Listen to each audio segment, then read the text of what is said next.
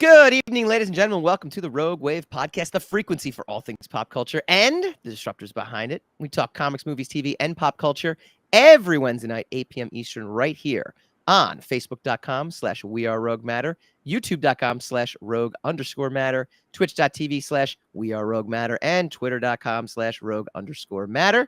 We take this finally produced video, produced by Aaron Donnelly, our wonderful, exceptional producer. And it gets turned into the greatest podcast known to man and womankind. Available on all major podcasting apps, Spreaker, Stitcher, Apple, Google, you name it, Spotify. We are out there. I am your host, Michael Dolce, as always, joined by my co-host extraordinaire, the Lord of the Radio himself, Mr. Hassan Godwin. How you doing, sir? Man, what's up? So, how was your Thanksgiving? I was in quarantine, so it wasn't good. No, not as good as it could have been, I guess, right? No, not really, no. All right, understood. I caught whatever my daughter had over the weekend as well too. So I'm in post turkey. I'm not in quarantine though. I just have a cold. But either way, I'm in post turkey like malaise. We'll put it that way. I was food was delivered to me. Oh, that's nice. Brought to me by my cousins, but it's not quite the same. No, I do understand. But it was really good food. I had good food, so at least. And you're feeling good now. Everything you're right as rain again. Sort of. As right as can be. Yeah, all things considered. There you go. All things considered. Yeah. That's what we can all be thankful for our health, right? So we got a great show tonight. For as long as it lasts. we have a terrific show tonight. We are going to discuss the most controversial Star Wars show that's been on Disney Plus. Controversial because it's really, really good, but fans don't seem to like, sophisticated. Is it good though? Is it? It is. It is. I don't want to spoil things, but yeah, we're going to discuss your perspective on it. That's for sure. Yeah, that's the only perspective that matters to me. I know you think that. I know that's how you feel. We will discuss Andor, which wrapped up last episode. We've also got Alex Suarez, director of the new psychological thriller Mantra. He's coming on in a little bit as well too. But first, RogueMatter.com. It's the end of the year. I like to remind people we have so much free content. If you like comics, if you like ebooks, if you like podcasts, we've got it all. And you can go online to RogueMatter.com right now and read it all. No strings attached. Literally no strings attached. 2022 was our preview year to really start previewing all the stuff we have. So if you were lucky enough to go check it out right now, this year at some point, then you are watching the foundation for greatness to come in 2023. Because we'll start adding all kinds of cool layers. There will still be so much free stuff to consume in 2023. However, right now it's like being able to the vault door is just wide open. We're just like, look, come check it out. Next year there's going to be exclusive content, some gated content, some free content. It's gonna be a whole thing. That is RogueMatter.com. All right, we are going to go to a quick break right now. And when we come back, we've got the director of Mantra, Alex Suarez, coming up next.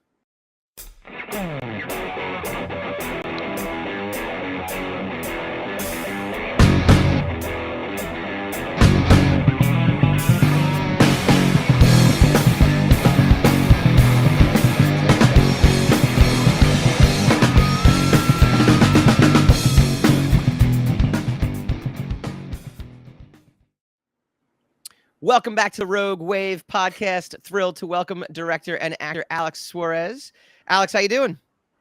Doing great. How about you guys? Doing pretty good, actually. Thanksgiving was good. Everything, holidays was good for you?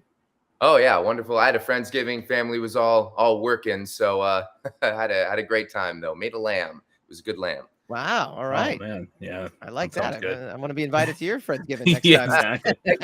Next year. Lamb is always better than dry turkey. So you are the director and star of a new psychological thriller. It's called Mantra. Tell folks out there, give the elevator pitch and why people should race to see the film.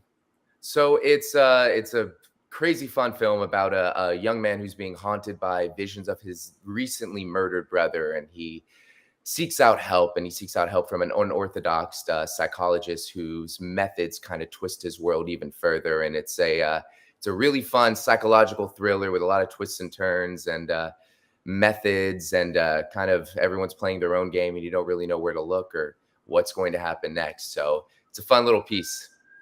Did you co-write it as well, or is it? Yeah, you did. Right. Okay. Yeah. Yeah. Me and my writing partner Dan Franklin, we wrote it, directed it, and starred in it together. It was kind of a co-op mission. Oh, fantastic! Now, how did the genesis of the film start?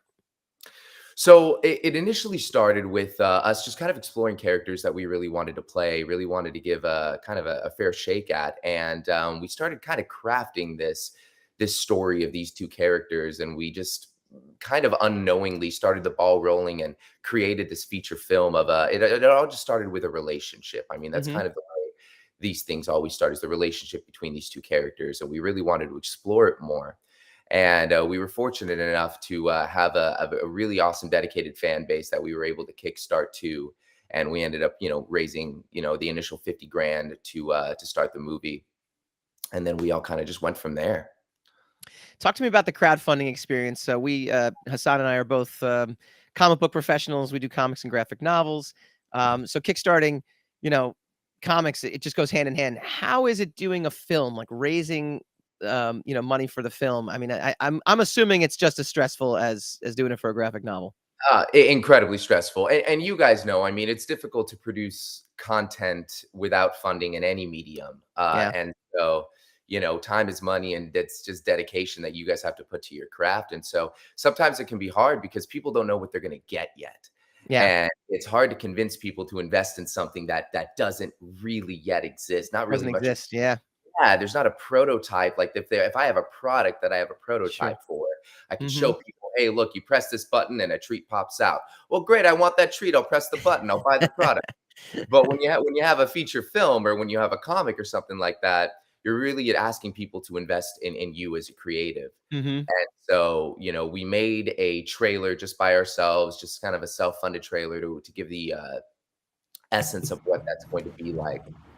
And, people really kind of, I guess, were drawn to it, and were willing to commit their funds to it, which we are eternally grateful for. But yes, from day one, it was an extremely stressful experience trying to get that funds down.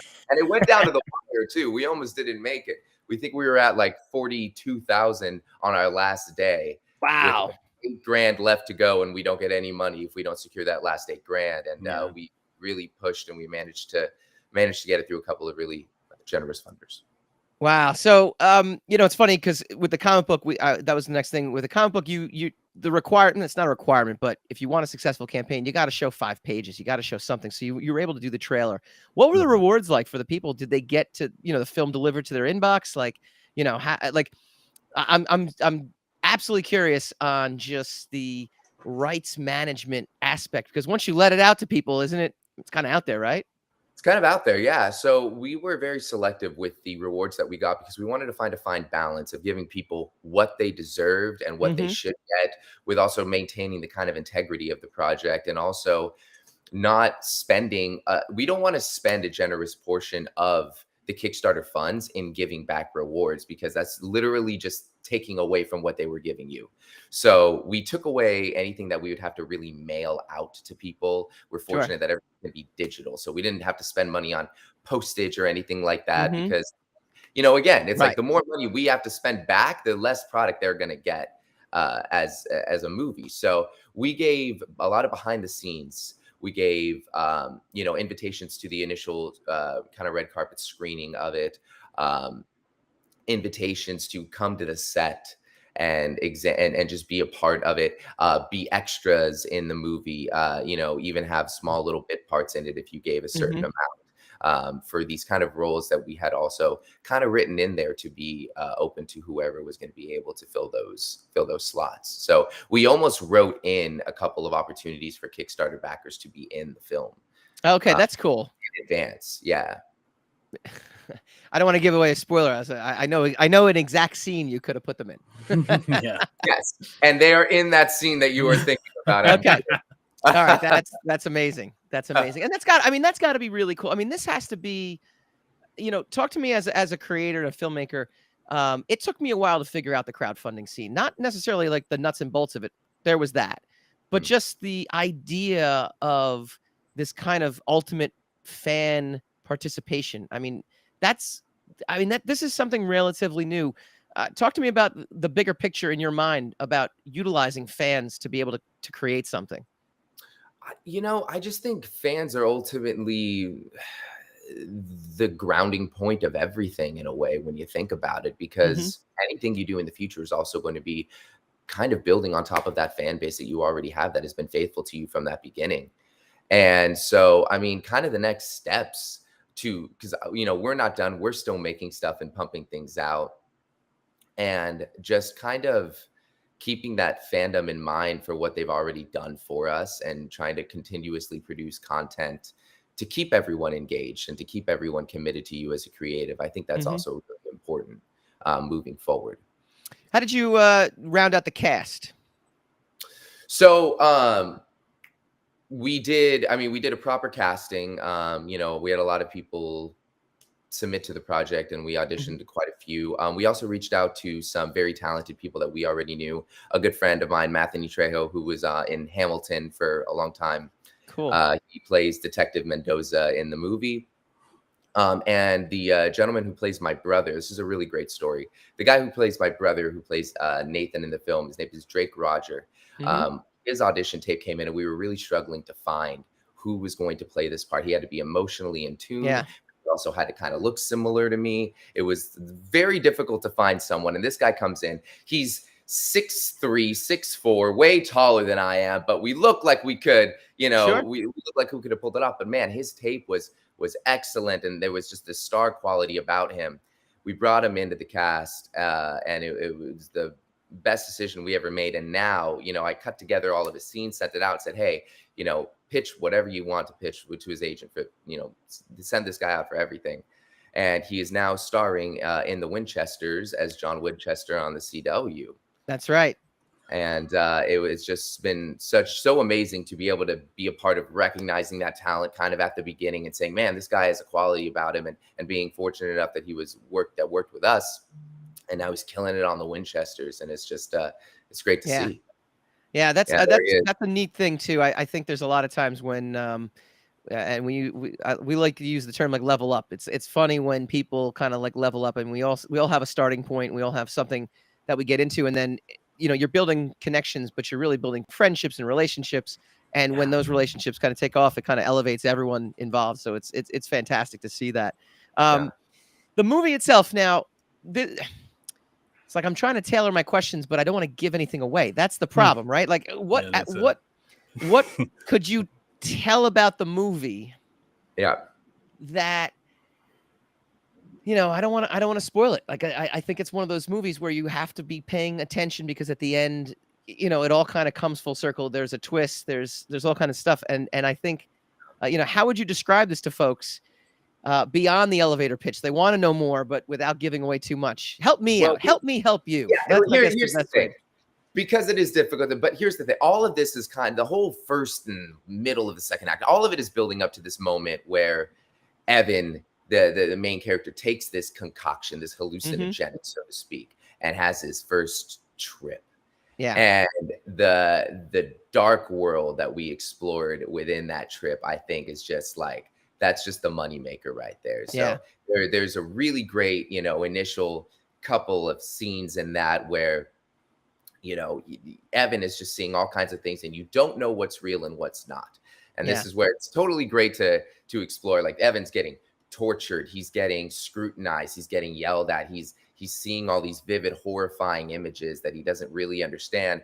But you don't really know what's real and what's not. You don't know what's true and what's fallacy. And it's just and that's what I think the draw is like the vivid imagery of the hallucinations that he has. We have jump scares, we have bloody bathtubs, we have carvings into chests, we have disturbing mantras, pun intended. You have everything in between, and it's definitely worth a night watch with the lights off and some of your friends around a table for sure. Yeah, I mean, I definitely that was to me when I was watching it, the big question mark is it's an unreliable narrator, and we know this right from the beginning. You know, in the main character, and the question kept coming up. I'm like, I don't know if all this is actually happening, and I think by the end, you know, you do get to the twist, and you're like, or there's actually several twists, and part of you is like, oh, I was right. Nope, I was wrong. Oh, nope, I was right. And I, you know, what kind of other movies inspired you, or other stories inspired this kind of twist and turn?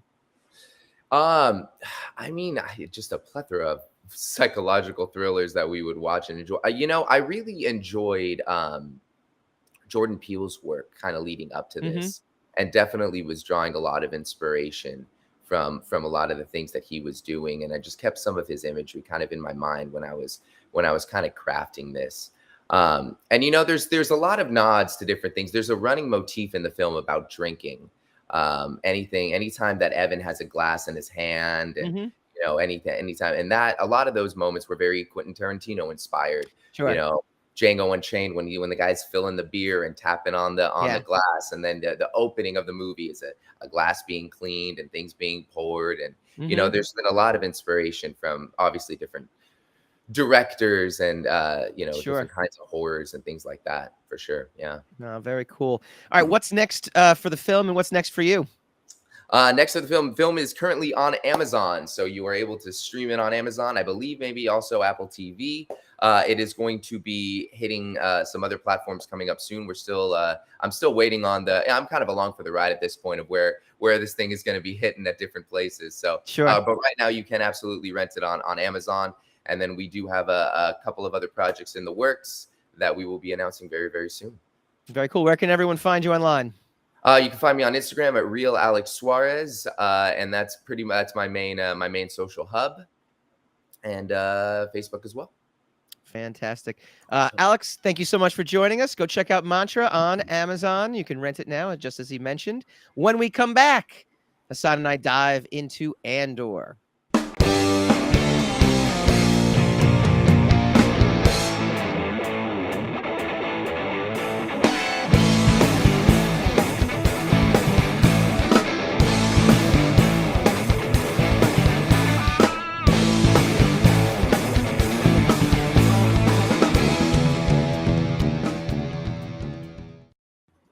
Welcome back to the Rogue Wave podcast. I want to thank Alex Suarez, director of Mantra, for joining us. Really cool psychological thriller. Definitely go check it out. You can rent it on Amazon, as we kind of mentioned in the previous segment. Another movie that you can get on streaming, or another show. What's that? Crazy third act in that movie. Crazy third act. It goes bonkers at the end. There's no, as Kramer used to say, it's bonkos. Bonkos. Actually, Kramer in a didn't good say way. It. Bonkers in a good way. Yeah. Regis Philbin said it on Seinfeld. It's a whole boy. Oh. It's a whole other story. Oh my God. All right. Bonkos. All right. Another series, another storyline that is streaming right now that's causing quite a little bit of a stir, I got to be honest with you, online, is Andor. It is the latest incarnation of Star Wars to hit Disney Plus, following I would say an uneven Obi-Wan and usually an uneven Boba Fett and a stellar Mandalorian. Is that a fair assessment of the previous Star Wars shows? I guess so. I would. Yeah. I mean, it's subjective as to whether it's uneven or not, but I mean, I think I felt it was uneven, so I would agree with your subjective opinion that it's uneven. Okay. I'm not saying Andor was uneven. I'm just saying that the previous two Andor, Boba Fett was viewed as uneven. Obi-Wan was viewed as uneven. And I think the general consensus Mandalorian has general praise, right? Is that the Mandalorian has not outstayed its welcome just yet. Correct. I mean, but it's fandom. So, I mean, it's right. There's always a potential. Every season is a potential shark jump. So, correct. You know. Correct. But it's got Baby Yoda. I mean, that's a cash right. And I think people genuinely like the character. I think the character is well established. So as long as they kind of stay true to that character and the struggle of what it's like to be a Mandalorian, and keep his faith, and all this other. There's a lot of there's not a lot of analogous stuff in it Mm-hmm. that broadens this perspective even more Yeah. so than, say, Boba Fett or Right. even Obi-Wan. I mean, Obi-Wan's been explored, right? So Yeah. it's he's probably Din Djarin is probably the most intriguing character that they've invented so far. Next to perhaps Andor. Yes. But there's stuff about it. So sometimes having or being under an umbrella is a great thing, right? Because it guarantees you instant success in terms of interest, right? Being under the Star Wars umbrella is great. Like, why wouldn't, if you're a creator, like, why wouldn't you want to create something under Star Wars? Because you're going to instantly get exposure. You're going to instantly get interest. You're going to get viewers, readers, if it's a comic book. It's always seemed to be viewed, at least, on the outside, as being a positive thing. I think, though, Andor is an example of the double-edged sword.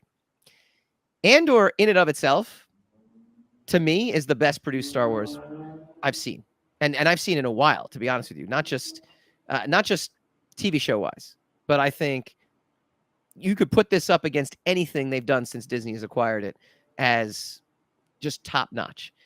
We flashed an image of Obi-Wan there in the looks department. No, in everything department, not just in the looks department. We flashed an image of Obi-Wan, the main villain from Obi-Wan, and it is a cartoon compared to the kind of character development that Andor does. Andor, to me, don't agree with that, but okay.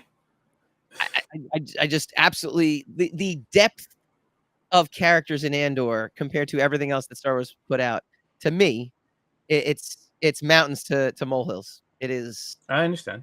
It is so much deeper.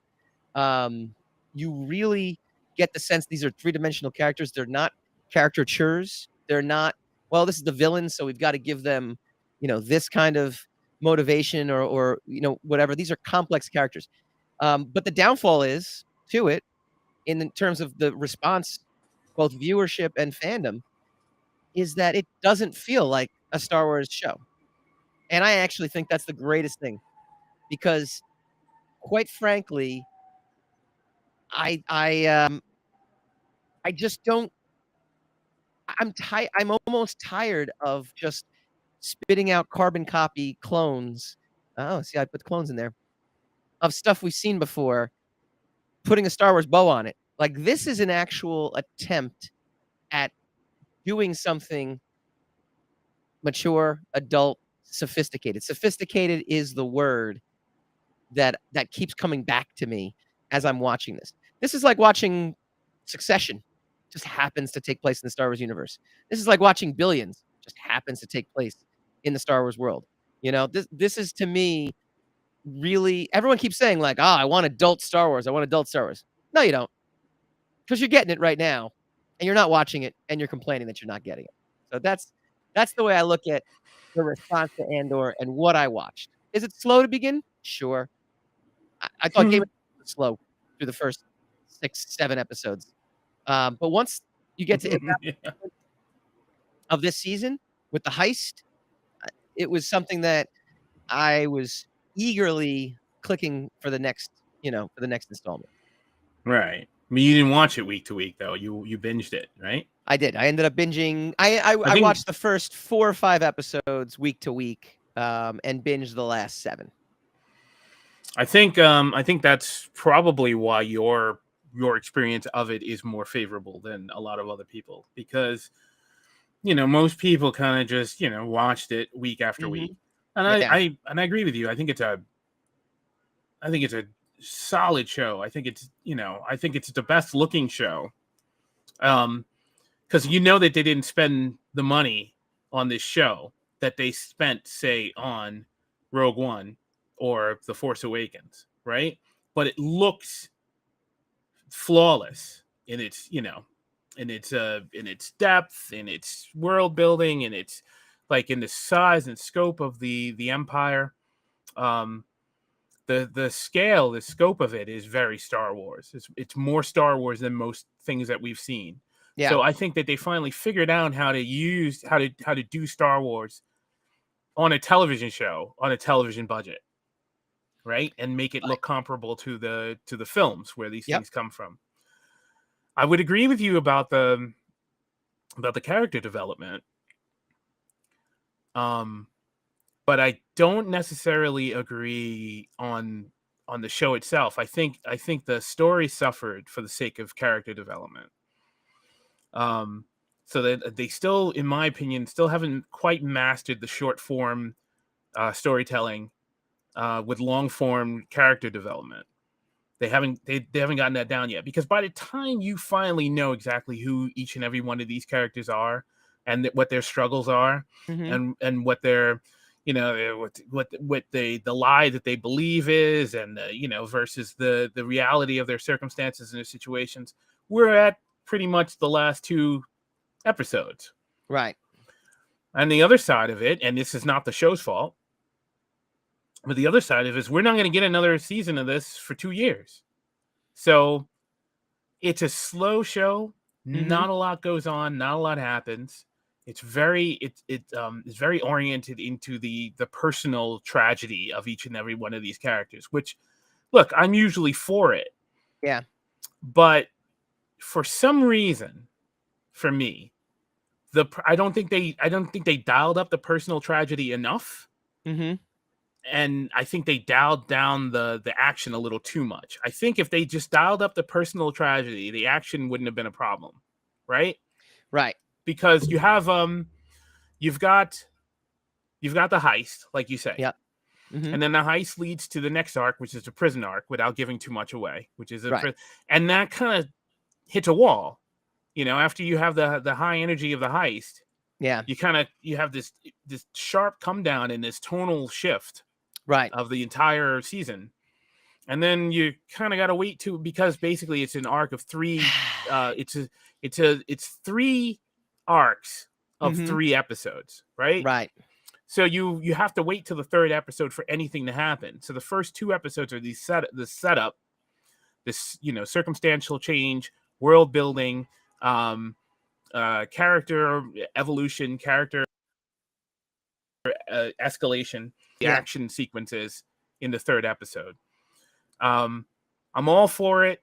I just think they need to refine a little better. I think it could have been more of a roller coaster ride, and it didn't need lightsabers. It didn't need anybody with the Force. Right. It didn't need TIE fighter and X-Wing fighter battles or whatever. Although I think that's what people are complaining about. I think when all is said and done, I think that's what people they say they want. I want more adult Star Wars, but they want it in the context of a 14-year-old. Maybe, I don't know. You can't. We can't really speak for them all. I do. Some of their complaints are of that. I agree with you, but I think if they because look, we don't really know Andor until that last 2 episodes. You don't really see him come to the forefront. You get his pain. He's kind of along for the ride. He's smarter than he's basically the smartest guy in the room, except for Luthen, who's basically the smartest guy in the show. Right. So Andor, next to everybody else, is pretty much the smartest guy in the room, but he's kind of driftwood for every episode up until the 3rd arc, the 3rd episode of the prison series, where he kind of takes initiative, and then I thought he showed that pre-heist also, though. I mean, I thought the circumstance of the heist caused him to have to do certain things in order to survive, in order to just kind of get on top of it. In the prison arc, he actually had to initiate things. He had to actually manipulate people, initiate things, use his brain to get out of that, right? Yeah. And then then it kind of drops off again because he's got a tragedy that happens in the 3rd arc, the beginning of the 3rd arc, and then he kind of makes his mind up of who he wants to become and what he wants to do by the season finale. But I think Diego Luna did an amazing job in the show. I think he's great. I think he's well earned in the entry into the Star Wars, the pantheon of Star Wars characters. along with Han Solo and Din Djarin and Boba Fett and all these other characters. I think you watch it and you know why the show is named after him. Right. It adds a lot more context to Rogue One, which is basically my favorite Disney Star Wars movie. Yeah. So all well done. I think there could have been more though. Oh, sorry, go ahead. No, I think there could have been more to him. I think there could have been more to the tragedy of the situation. I think they could have built up. I'm sure they're waiting for season 2. I'm sure there's going to be more of it, but I'm just saying for this particular arc of episodes, this 9 episodes that we watched. Yeah. I think there could have been more about him, more about his childhood, more about his personal struggles, and he's kind of the deviation between what he believes and what's reality and all that other stuff. I think they could have drummed that up more. I think if they pushed that more and it was more of an emotional roller coaster for characters without lightsabers, without TIE fighters and all that stuff, I think less people would be complaining about it. Yeah. But before you go, no, yeah. I don't give a damn what people are saying because I enjoy the show and I'm looking forward to more, but I understand what they're saying. I get what they mean because watching it from week to week, it was very frustrating. I have not binged it like you did. I will watch it again. I'm sure my opinion of it might alter slightly, but watching it week to week, I can totally understand people's frustration. Yeah, I think that I thought about that too as I was watching it. The fact that I could click for the next episode made things speed up. For me, whereas I think the complaint I kept hearing was it's slow. I said I don't understand. It's not super slow. It's very not slow when you have everything at your fingertips. But when you have to wait a week, when you have that heist and then suddenly he's in prison, and then you got to wait a week to figure out what he's going to do in prison, and then you got to wait another week to figure out if he's going to get out of the prison. That can test someone's attention span. The last point I'm going to make about this, because we have a short show tonight. Yep. Because of me, is that I think what I enjoyed the most about this, though, is, to me anyway, it made me remember, it reminded me that the Empire is scary. That the Empire itself is scary. That if you are, part of a rebellion, it's a war. It reminded me that there's a war in Star Wars. Star Wars, it's an iconic. Which is basically what Rogue One kind of tried to do for the most part, is get you into the spot, the danger, the espionage, and the kind of that's something that I wish a lot of shows would remind themselves, because we've talked about this for other shows, other MCU shows, other Disney Plus, other non-Disney shows.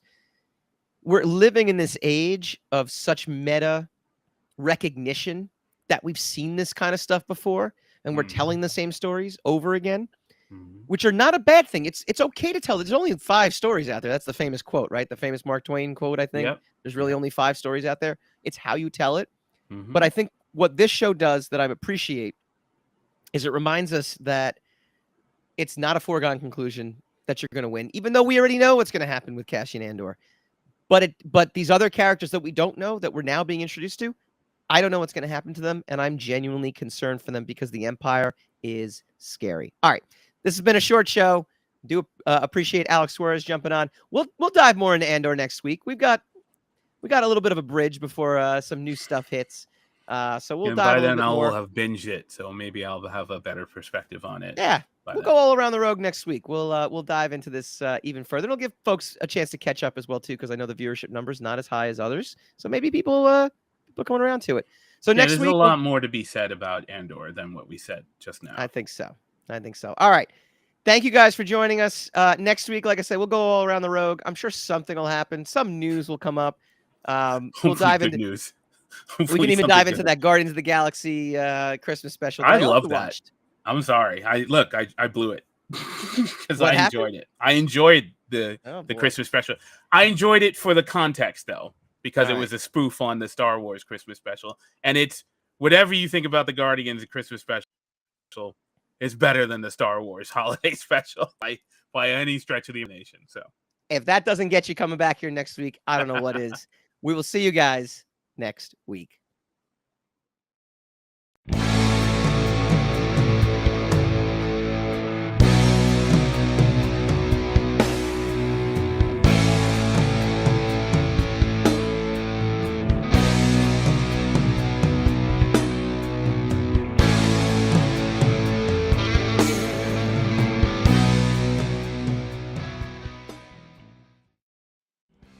Hi guys, Mike Dolce here from the Rogue Wave podcast. If you like this video, please feel free to like, share, subscribe, all that fun stuff. It really helps us out.